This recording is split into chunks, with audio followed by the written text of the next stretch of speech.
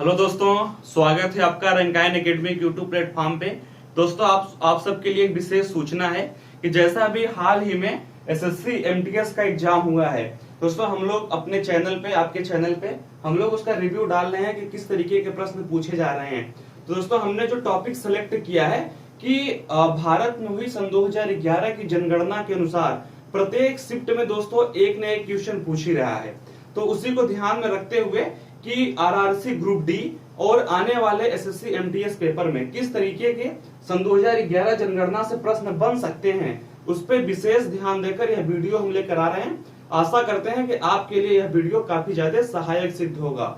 तो दोस्तों ऐसे ही वीडियो को पाने के लिए, अपनी परीक्षा में और अच्छे नंबर लाने के लिए हमारे चैनल को फॉलो कर लीजिए और इन पीडीएफ को फ्री ऑफ कास्ट पाने के लिए रंकायन एकेडमी के जो उसका टेलीग्राम चैनल है उसको आप लोग ज्वाइन कर लीजिए। तो आइए जल्दी से सारे क्वेश्चन को देख लेते हैं। तो दोस्तों पहला क्वेश्चन यहाँ पर क्या है कि भारत की जनगणना पर आधारित वन लाइनर, ये हमारे टॉपिक है, ठीक है ना। तो न्यूनतम जनसंख्या वाला जिला, यह दोस्तों प्रश्न काफी इंपॉर्टेंट है कि पूरे भारत में सबसे न्यूनतम जनसंख्या वाला जिला कौन सा है। दोस्तों दिवांग घाटी जिले का नाम है और यह कहां पर है, और यह अरुणाचल प्रदेश में है। दोस्तों अरुणाचल प्रदेश की राजधानी ईटानगर और उसका एक जिला है दिवांग घाटी, उसमें सबसे कम लोग रहते हैं सन 2011 की जनगणना के अनुसार। इसको आप लोग याद रख लीजिए। और दोस्तों अधिक जिलों वाला राज्य कौन सा है, उत्तर प्रदेश है। यहाँ पर कितने जिले हैं, यहाँ पर 75 जिले हैं। अभी दोस्तों 76वें की बात चल रही है लेकिन अभी वो पारित नहीं हुआ है। तो उत्तर प्रदेश में जिलों की संख्या कितनी है, 75। भारत की साक्षरता दर कितनी है, 74%। यानी कि साक्षरता दर का जो पैमाना है उसमें से 100 में से दोस्तों 74 लोग साक्षर हैं भारत में, यानी कि उनको पढ़ाई लिखाई की थोड़ी बहुत समझ है, ठीक है ना। और पुरुषों की साक्षरता दर कितनी है, 82.14, ठीक है ना। यदि मैं बात करूं कि यहाँ पर कि 1000 व्यक्तियों में से 1000 पुरुषों को मैं ले आऊं तो दोस्तों वहां पर प्रोबेबिलिटी है कि उसमें से 821 लोग साक्षर होंगे, ठीक है ना। ऐसा पूरा एक औसत निकाला गया है और टोटल कितना है, 74 है। जब दोस्तों टोटल 74 है और पुरुष 82.14 है तो सामान्य बुद्धि वाले व्यक्ति के भी यह बात आ गई होगी कि महिलाओं की जो साक्षरता दर है वो कम होगी। दोस्तों आप लोग सर्च करके देख लीजिए कि महिला साक्षरता दर भारत में कितनी है। सन 2011 जनगणना के अनुसार यह प्रश्न एसएससी एमटीएस के एग्जाम में पूछा हुआ है। दोस्तों ये कितना है, 65.46%, ठीक है ना। 65.46% यह क्या है, महिलाओं की साक्षरता दर है भारत में। यानी कि 100 में से लगभग 65.5 यानी कि 65 महिलाएं ऐसी हैं जो कि साक्षर हैं। यदि आपसे दोस्तों ऐसा प्रश्न पूछ दे कि भारत में पुरुष ज्यादा साक्षर है, महिलाएं ज्यादा साक्षर हैं, तो आपका आंसर क्या होगा, पुरुष। भारत में पुरुष अधिक साक्षर हैं महिलाओं से। और टोटल साक्षरता दर भारत में कितनी है, 74%, ठीक है ना। तो साक्षरता से प्रश्न पूछ रहा है तो आप लोग इसको याद रखिए, ठीक है। अब दोस्तों बात करते हैं सर्वाधिक साक्षरता दर वाले राज्य। अभी हमने ओवरऑल भारत में देखा कि कितने % टोटल साक्षरता है, फिर हमने पुरुष देखा, फिर हमने महिला देखा। अब दोस्तों बात करते हैं राज्य वाइज, ठीक है ना। जो भारत में 28 राज्य हैं और 8 यूटी हैं। अब हम उनमें बात करेंगे कि सबसे अधिक साक्षर वाला राज्य कौन सा है, अर्थात सबसे अधिक पढ़ा लिखा राज्य, ठीक है ना, वह भारत में कौन सा है। तो दोस्तों यह काफी पहले से ही है कि केरल, भारत का जो केरल राज्य है दक्षिण में, ठीक है ना। केरल के कालीकट पर कौन आया था, वास्को डी गामा आया था ना, तो वही केरल है। तो वह दोस्तों वहां पर कितना है, 93.96%, ठीक है ना। 93.96% जो है वह राज्य केरल में लगभग 93% लोग साक्षर हैं, जबकि पूरे भारत में 74% ही साक्षर हैं। और दोस्तों केरल में 93 लोग साक्षर हैं। और दूसरे नंबर पे आता है मिजोरम, 91.6, मिजोरम की राजधानी अगरतला। तो पहले पे यदि आपसे राज्य पूछे तो केरल, और आपसे दोस्तों पूछ ले कि भारत में दूसरा ऐसा कौन राज्य या यूटी है जो कि सबसे अधिक साक्षर है, क्योंकि इस समय एग्जाम को पहले से अधिक दूसरे से प्यार है दोस्तों। तो दूसरा कौन सा है, मिजोरम है, ठीक है ना। और पहले पे कौन है, केरल है, ठीक है। केरल की प्रतिशतता कितनी है, 93.9%, और जो मिजोरम है 91.6%। देख लीजिए आप लोग यहाँ पर। तो हमने पूरे भारत में देख लिया, फिर राज्य वाइज भी देख लिया, ठीक है ना। अब दोस्तों बात करते हैं सर्वाधिक पुरुष साक्षरता दर वाले राज्य, यानी कि अभी तो हमने ओवरऑल राज्य देखा, ठीक है ना। अब दोस्तों बात करते हैं कि सर्वाधिक पुरुष साक्षर कौन से राज्य में है, तो यह भी केरल का ही आंकड़ा है। तो केरल में दोस्तों 96% जो पुरुष हैं वो पढ़े लिखे हैं, ठीक है ना। यदि आप 100 आदमियों को पकड़ेंगे तो 96 आदमी उसमें आपको पढ़े लिखे दिख जाएंगे, जबकि ओवरऑल कितना है 93% के आसपास है। और दोस्तों मिजोरम में जो कि 91.6 है ओवरऑल, तो उसमें पुरुष की कितनी है 93.7। आप लोग याद रखिए, पहला राज्य में केरल और दूसरा मिजोरम। यदि पुरुषों की साक्षरता दर की बात करें तो उसमें भी पहले में केरल और दूसरे में मिजोरम, ठीक है, कोई बड़ी बात नहीं बता रहा हूं मैं। अब सर्वाधिक महिला साक्षरता दर वाले राज्य, अभी हमने पुरुष देख लिया, अब हम महिलाओं की साक्षरता दर की बात करेंगे कि सबसे ज्यादा तेज और पढ़ी लिखी महिलाएं कहां होती हैं। तो दोस्तों सेम चीजें जो भी हमने पूरे भारत में देखा कौन सा राज्य, वही हम पुरुषों में देखेंगे और वही हम महिलाओं में देखेंगे, बस केवल प्रतिशत का थोड़ा बहुत अंतर आएगा। तो पहले पे केरल, दूसरे पे मिजोरम, यानी कि सबसे अधिक पढ़ी लिखी जो महिलाएं हैं वो केरल में है, पहले नंबर पे राज्य में, और दूसरे पे मिजोरम में। और पुरुष भी सेम और ओवरऑल भारत में भी सेम ही है। अब दोस्तों बात करते हैं न्यूनतम साक्षरता दर वाले राज्य, ठीक है। तो फिर जिया हो बिहार के लाला 63.8%, ठीक है ना। यानी कि बिहार में यार ज्यादा पढ़ लिख कर क्या करना है, ठीक है। बिहार में सब अपने आप को ज्ञानी ही समझते हैं और हैं भी ज्ञानी, ठीक है। तो 63.8% जो है वह बिहार के क्या है, सबसे कम साक्षर लोग हैं, ठीक है। और अरुणाचल प्रदेश 67 और राजस्थान 66.1। वो अलग बात है कि पूरे विश्व को ज्ञान देने वाला नालंदा विश्वविद्यालय बिहार में ही था, जहां पर विश्व के लोग आकर पढ़ाई करते थे। और दोस्तों आज बिहार की स्थिति क्या है कि सबसे कम साक्षर जिलों में से है। तो यह बिहार की आप लोग दुर्गति ही समझ सकते हैं। तो बिहार जो है सबसे कम साक्षर वाला राज्य है 63.8%। उसके बाद अरुणाचल प्रदेश है 67%। फिर दोस्तों राजस्थान भी बहुत अपग्रेड नहीं है 67.1%। यह दोस्तों न्यूनतम 3 साक्षरता वाले राज्य हैं, ठीक है ना, बिहार, अरुणाचल प्रदेश, राजस्थान। अब दोस्तों बात करते हैं न्यूनतम पुरुष साक्षरता दर वाले राज्य कि ऐसे कौन से राज्य हैं जहां पर पुरुष सबसे कम है। तो हमने न्यूनतम में ओवरऑल पुरुष प्लस महिला को मिलाकर पहला बिहार देखा था, वही चीजें सेम है, यानी कि 63.4% बिहार में पुरुष शिक्षित हैं, जो कि सबसे कम पुरुष की साक्षरता वाला राज्य है पूरे भारत में। दूसरे नंबर पे क्या है अरुणाचल प्रदेश, जो कि 73.7% है। और तीसरे पे दोस्तों क्या है आंध्र प्रदेश, ठीक है ना।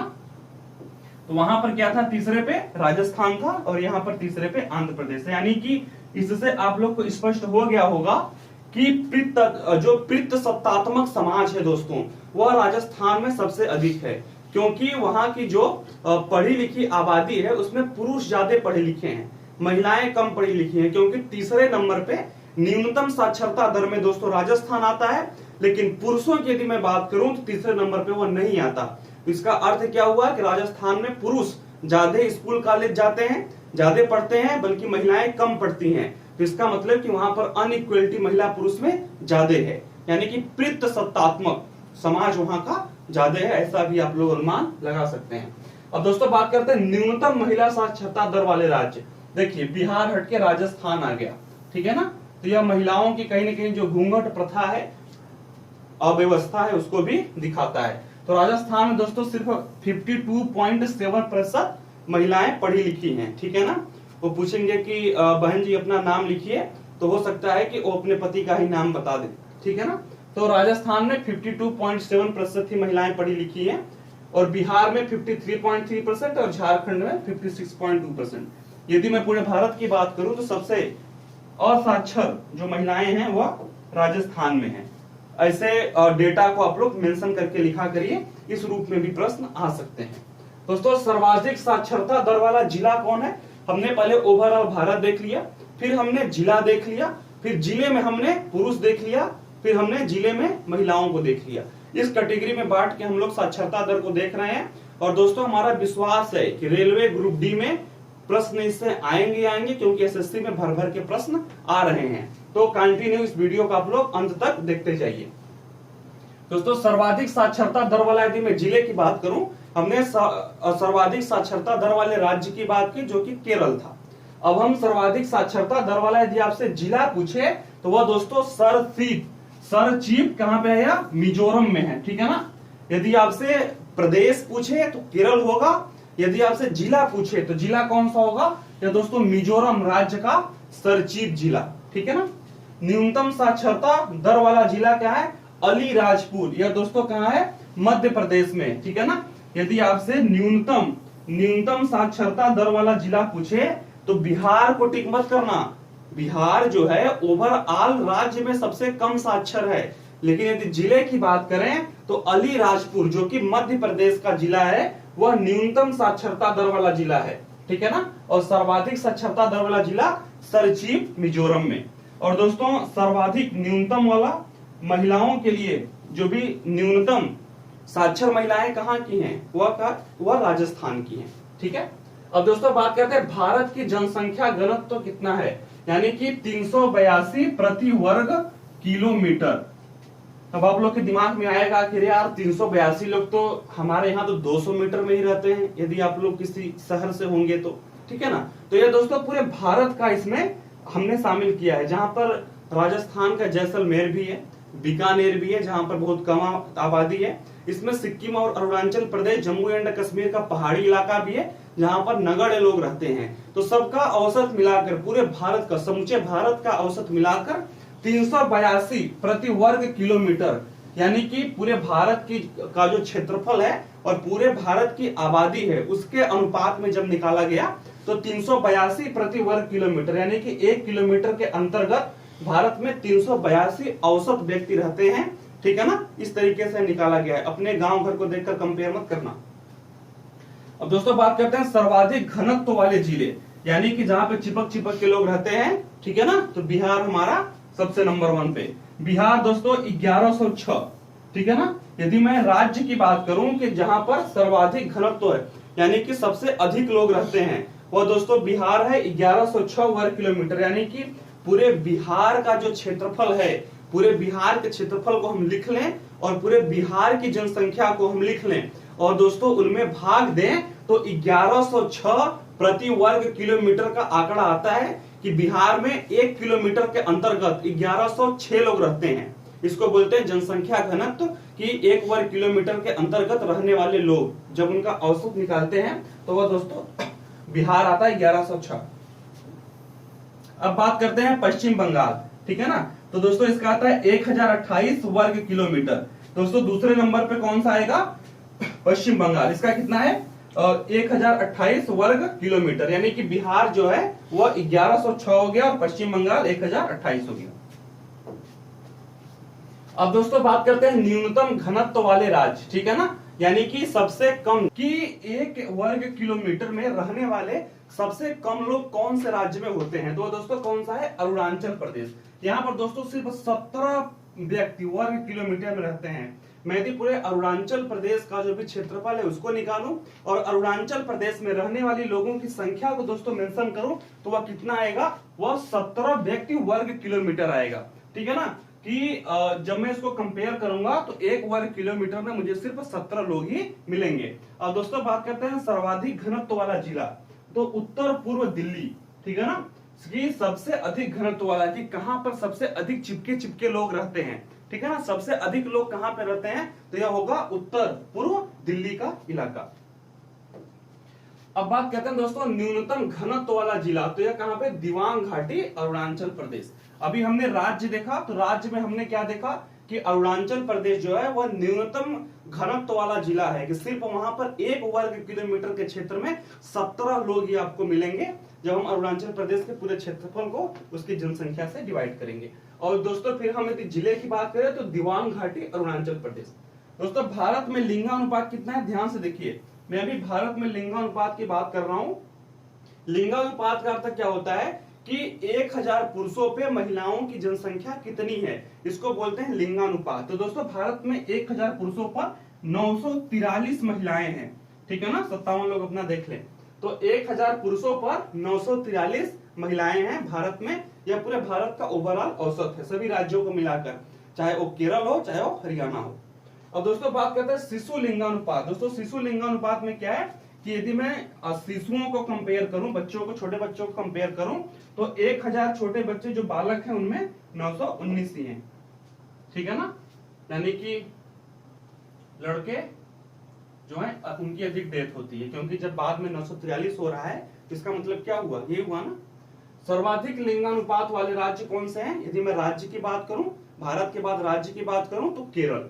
केरल में कितना है? 1084, ठीक है ना दोस्तों। इसके बाद तमिलनाडु, फिर आंध्र प्रदेश। यदि आपसे प्रश्न पूछ ले कि भारत का ऐसा कौन सा राज्य है जहां पर पुरुषों से अधिक महिलाएं हैं, तो वह है दोस्तों केरल। हरियाणा वाले खुश ना हो।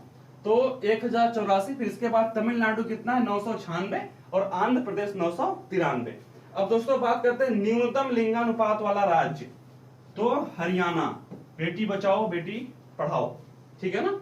तो 879 दोस्तों, कहां पर 1084 और कहां पर 879, यह राज्य की मैं बात कर रहा हूं।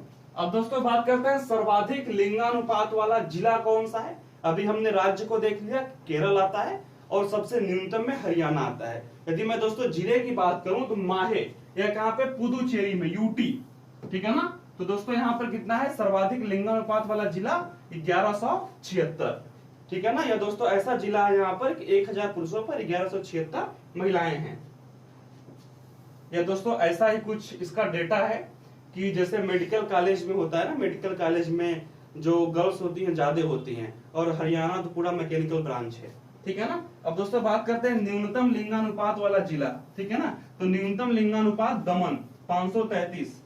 अरे यार तो कोर मैकेनिकल लग रहा है, 533 ही है, ठीक है ना। 1000 पे 533। अब बात करते हैं सर्वाधिक लिंगानुपात वाला केंद्र शासित प्रदेश। यदि आपसे यूटी पूछ ले तो पुदुचेरी, हमने वहां पर देख भी लिया, ठीक है ना। अब दोस्तों बात करते हैं सर्वाधिक जनसंख्या वाला केंद्र शासित प्रदेश, तो यह है दिल्ली। जो हमारे केंद्र शासित प्रदेश हैं पूरे भारत में, चाहे वो लद्दाख हो जाए, जम्मू कश्मीर हो जाए, ठीक है ना, चंडीगढ़ हो जाए, पुदुचेरी हो जाए, अंडमान निकोबार द्वीप समूह हो जाए, फिर लक्षद्वीप हो जाए, तो इनमें से कौन सा ऐसा यूटी है, केंद्र शासित प्रदेश राज्य है, जहां पर सर्वाधिक जनसंख्या पाई जाती है? वह दोस्तों है दिल्ली, ठीक है ना। यदि आपसे यूटी में पूछे सर्वाधिक लिंगानुपात वाला केंद्र शासित प्रदेश, तो वह कौन है? पुदुचेरी है, ठीक है ना। यदि आपसे ओवरऑल पूछे तो वह होगा केरल। दोस्तों इसको देखकर आप लोग कंफ्यूज मत होइए कि यहाँ पर तो 1176 था। यह दोस्तों पुदुचेरी का सिर्फ एक जिला है, पुदुचेरी का सिर्फ एक जिला है, ठीक है ना, जहां पर 1176 है। हम पूरे पुदुचेरी को कंपेयर करेंगे तो वहां पर केरल से कमी आता है। अब दोस्तों बात करते हैं न्यूनतम जनसंख्या वाला केंद्र शासित प्रदेश। अभी हमने अधिकतम देखा दिल्ली, अब हम न्यूनतम देखेंगे, वह कौन सा है? लक्षद्वीप। अब दोस्तों बात करते हैं सर्वाधिक जनसंख्या घनत्व वाला केंद्र शासित प्रदेश, यानी कि 1 वर्ग किलोमीटर में रहने वाले लोगों की संख्या, वह कौन सा है? दिल्ली। दिल्ली में आबादी सबसे अधिक है, हमने अभी पढ़ा, तो दिल्ली में पॉपुलेशन भी काफी ज्यादा कंजस्टेड है, तो यानी कि 1 वर्ग किलोमीटर में काफी अधिक लोग रहते हैं।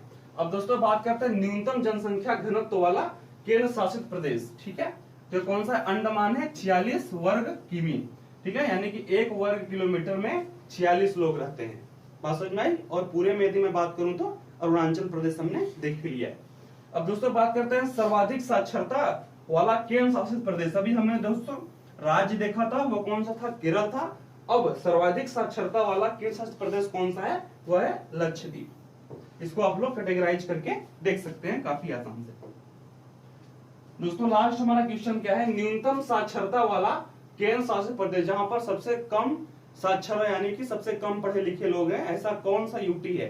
दोस्तों केंद्र शासित प्रदेश ऐसा प्रदेश होता है जिसका शासन राष्ट्रपति उपराज्यपाल की सहायता से संचालित करता है। तो सबसे कम साक्षरता वाला केंद्र शासित प्रदेश कौन सा है? दादर एवं नागर हवेली। तो दोस्तों आप लोगों ने देख लिया कि जो भी सन 2011 की जनगणना के अनुसार काफी महत्वपूर्ण प्रश्न है जिनके आपके परीक्षा में आने की संभावना काफी प्रबल है, उनको हम लोगों ने सेलेक्ट करके यहाँ पे डिस्कस कर लिया। तो दोस्तों इसको आप लोग अच्छे से पढ़ लीजिए और इसका शॉर्ट नोट्स बना लीजिए जो भी आपको इंपॉर्टेंट लगे। ऐसे इसमें सारे ही प्रश्न महत्वपूर्ण हैं। तो मिलते हैं किसी और टॉपिक के साथ जो कि आपकी परीक्षा के लिए काफी महत्वपूर्ण होगा। तब तक के लिए धन्यवाद।